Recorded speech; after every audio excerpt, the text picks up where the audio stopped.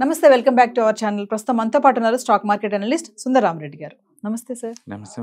Sir, ఈ మధ్య కాలంలో టెక్నాలజీ ఆధారిత స్కామ్స్ అనేవి మనం చూస్తున్నాం.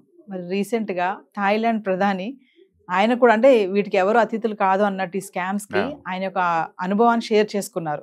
అదొక్కసారి. ఈమె వన్ ఆఫ్ ద యంగెస్ట్ ప్రధానమంత్రి అండి, 37 సంవత్సరాలు. మరి ఓల్డ్ టెక్నాలజీ తెలియని వాళ్ళు కాదు, మోస్ట్ టెక్నాలజీ తెలిసిన వాళ్ళు అనమాట వీళ్ళు. వాళ్ళకే ఒక వాయిస్ అనమాట. వాళ్ళ పేరు చెప్పడం లేదు కానీ ఒక ఇంటర్నేషనల్ నేత, అంటే బహుశా అమెరికా కానీ ఇంకొక వేరే కంట్రీలో ఉన్న పెద్ద ప్రభుత్వ నేత ఒకళ్ళు, వాళ్ళు వాయిస్ తోటి మెసేజ్ పెట్టారు. ఆ మెసేజ్లో ఏంటంటే మనం మీతో కలిసి పనిచేయాలని ఉందని చెప్పేసి ఒక మెసేజ్ వచ్చింది. అది ఎంత అంటే హ్యూమన్ వాయిస్ లాగా ఉంది, యాజ్ ఇట్ ఈస్గా. అది ఆర్టిఫిషియల్ ఇంటెలిజెన్స్ రికార్డ్ చేసిన వాయిస్ అనమాట. బట్ ఎగ్జాక్ట్లీ హ్యూమన్ వాయిస్ ఎలా ఉంటుందో అలా ఉంది. తర్వాత ఏమో దానికి ట్రై చేస్తే అది కనెక్ట్ అవ్వలేదు.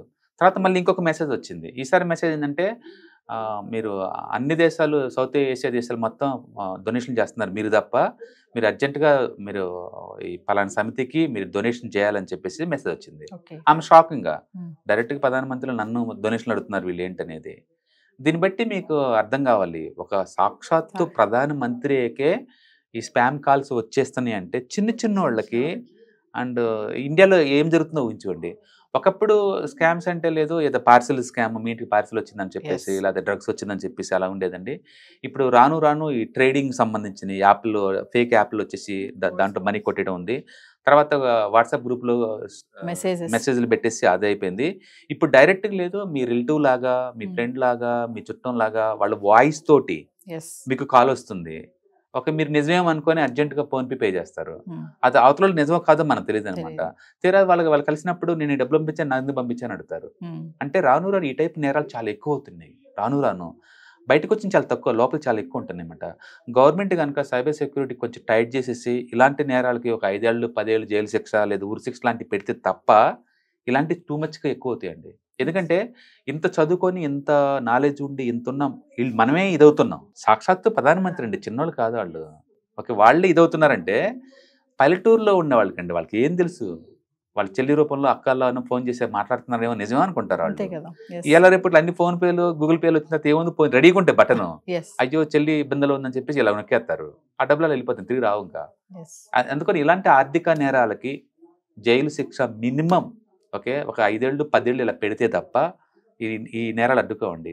అన్ఫార్చునేట్లీ ఈ పొలిటికల్ లీడర్లు అందరూ మెజారిటీ వాళ్ళకి ఈ టెక్నాలజీ గురించి, వీటి గురించి అసలు ఐడియా లేదు. ఉన్నా పట్టించుకోరు పెద్దగా. మామూలుగా ఆర్థిక నేరాలే పెద్ద పట్టించుకోరు. ఈ టైప్ చాలా లైట్ తీసుకుంటున్నారు వాళ్ళు. సీరియస్ అంటే పోలీస్ స్టేషన్కి వెళ్తే కొన్ని వందల కేసులు ఉన్నాయి, ఇలాంటి కొన్ని వందల కేసులు ఉన్నాయి అనమాట ఇవన్నీ.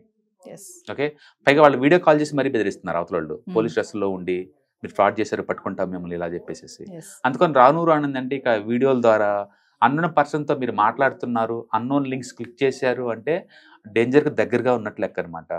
అండ్ ఇట్స్ వెరీ వెరీ అంటే గవర్నమెంట్స్ కూడా వాళ్ళు ఓపెన్ అవ్వాల్సిందన్నమాట. ఎంతో పెద్ద సెక్యూరిటీ సిస్టమ్ ఉన్న అన్నిటి తప్పించుకుంటూ వెళ్ళి వాళ్ళ పర్సనల్ మొబైల్స్కి అవతల మెసేజ్లు పంపిస్తున్నారంటే ఊహించుకోండి. ఒక ప్రధానమంత్రి, సాక్షాత్ ప్రధానమంత్రికి వస్తుందంటే ఊహించుకోండి ఎంత పెద్ద నెట్వర్క్ తిరుగుతుందో. అందుకని సామాన్యుడు ఇలాంటి వాటిల్లో బలైపోవటం తప్ప తప్పించుకునే ఛాన్సే లేదండి. కాబట్టి ఎంత కేర్ఫుల్గా ఉంటే అంత బెటర్. మీరు 1కి 2 సార్లు కన్ఫర్మ్ చేసుకొని మనీ ట్రాన్స్ఫర్ చేయండి. ఎమోషనల్గా వాళ్ళతో మాట్లాడుతాను అనుకోమాకండి. ఎందుకంటే ఏది నిజమో ఏది ఆర్టిఫిషియల్ ఇంటెలిజెన్స్ మనకు అర్థం కావట్లేదు అనమాట.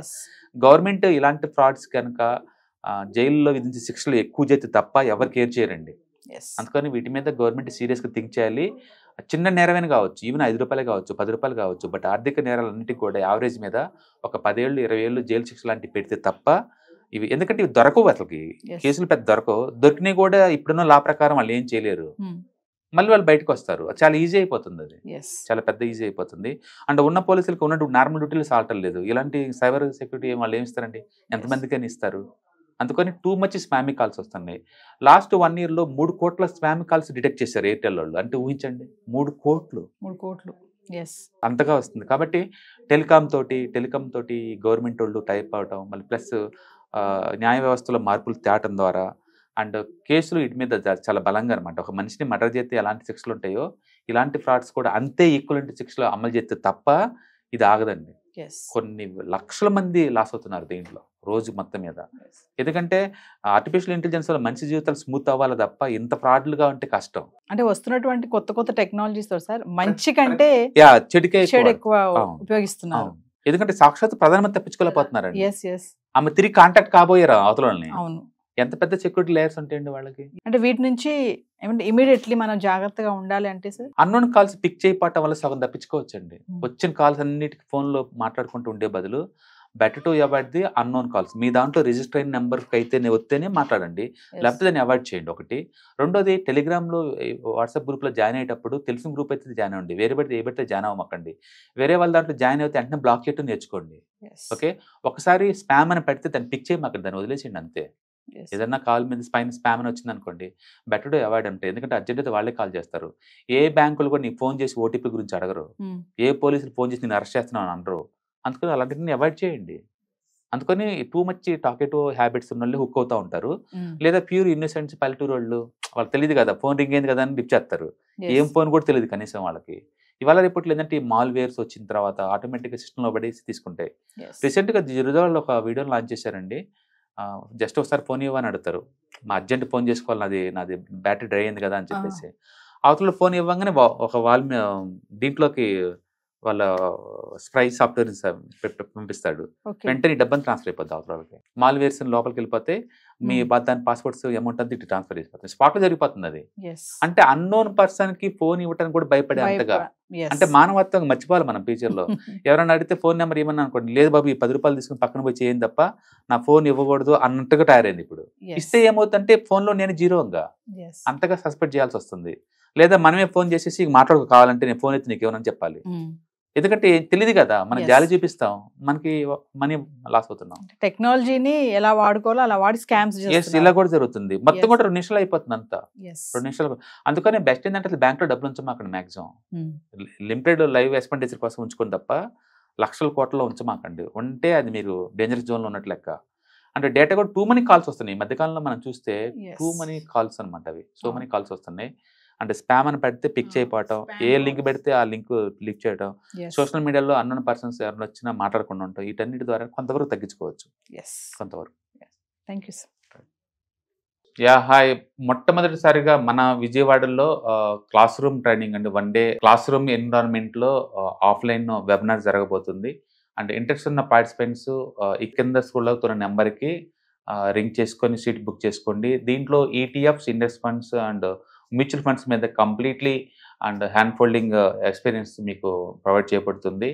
దీని ద్వారా ఏంటంటే మనం ఎసెట్స్ని స్టాక్ మార్కెట్లో ఎలా మేనేజ్ చేసుకోవాలి, ఎలా గ్రో చేసుకోవాలి, ఎలా ప్రొడక్ట్ చేసుకోవాలో అంటే ప్రాక్టికల్గా నేర్చుకుంటారు.